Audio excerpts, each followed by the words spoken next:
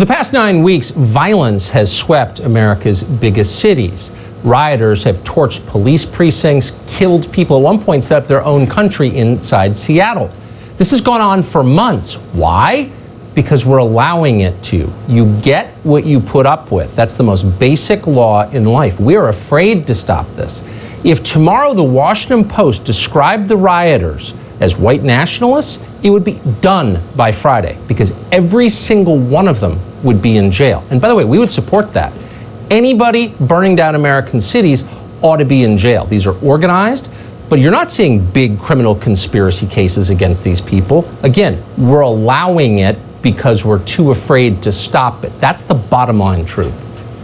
None of that came up today when the Attorney General Bill Barr went before the House Judiciary Committee to talk about a bunch of different topics, but the violence did.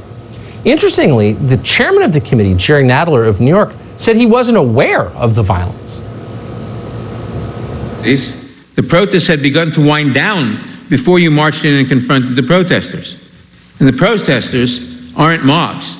They are mothers and veterans and mayors. Now you are projecting fear and violence nationwide in pursuit of obvious political objectives.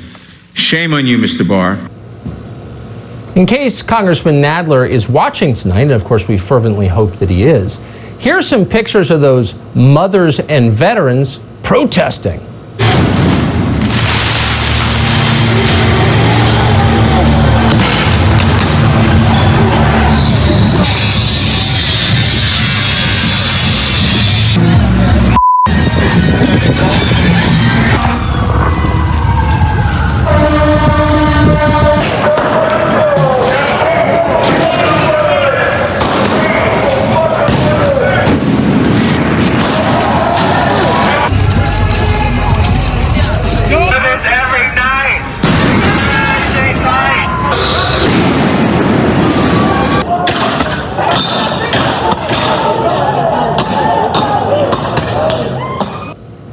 It's an ongoing Joe Biden rally. It's gone on for months, and it's working.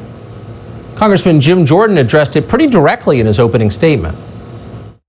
I want to thank you for defending law enforcement, for pointing out what a crazy idea this defund the police policy, whatever you want to call it, is, and standing up for the rule of law. And frankly, we have a video we want to show that gets right to this point. Can we play that video, please?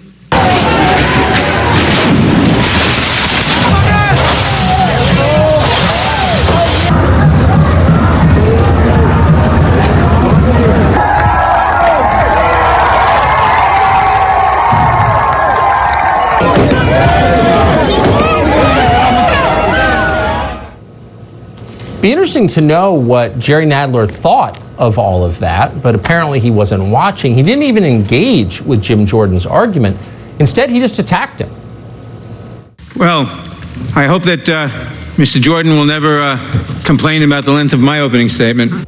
Well, at least Nadler has been consistent. He's ignored the looting and lawlessness and rioting for quite some time. This is how he was responding when he was asked about it yesterday. There's violence across the whole country. Do you disavow the violence from Antifa? That's happening in Portland right now? There's riots? That's a myth that's being spread only in Washington, D.C. About Antifa in Portland? Yes. Sir, there's videos everywhere online. There's fires and riots. Violence, like appendicitis, doesn't go away just because you ignore it. It tends to get much worse. There's only one thing that stops it, and that's policing, good policing. One unlikely success story, and a great one, is the city of Detroit. Somehow, Detroit has managed to keep a lid on violent protesters while allowing people their First Amendment rights to demonstrate. Rioters there have not looted or destroyed a single business in the city of Detroit, a city, of course, famous for its devastating riots of 1967. So how did Detroit do this? And why is nobody talking about it? The police chief of the city, James Craig, joins us tonight. Chief, thanks so much for coming on. So you've been coming on fairly regularly for the past couple of months. So we've been watching Detroit, and Detroit has this reputation going back 50 years of being a place where there are riots, but you haven't really had any. So it's worth finding out why. You know, I appreciate that question, Tucker, because I am just ecstatic over the men and women of the Detroit Police Department. One thing I learned from my time in Los Angeles, we don't retreat here in Detroit. We're just not going to do it. You saw the images, Tucker, of streets where there was lawlessness, looting, burning, no sight of police officers. We weren't giving up ground to the radicals. We just didn't do it. I saw what it was like after Rodney King in Los Angeles. And so, but not only just that, Detroiters are fed up with these radical protests. I'm not talking about the peaceful protesters. I'm talking about that core group. These misguided radicals that have tried to incite violence in our city. They said, we're not going to put up with it. And so we got a couple of things. We got a great police department, great leadership, but we have a community that stands with us and by us and said enough is enough. You know, Tucker, I want to share something with you. In the last 2.5 weeks, we've had 3 officer-involved shootings. And in all 3 shootings, these violent suspects, in one case, fired shots at our officer, and the second 2 pointed a gun, tried to kill our officers.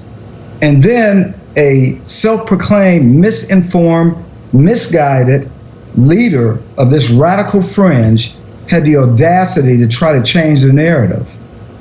And I showed a video. You may be aware. I put the video out that clearly depicted officers who were faced with an imminent threat to their life.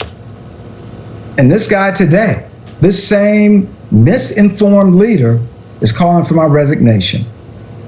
Detroiters will have nothing of that.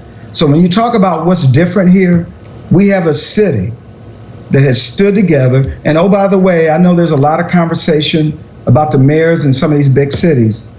Our mayor stands with this police chief, stands with this police department, that we are not going to tolerate this uptick in violence. That's key.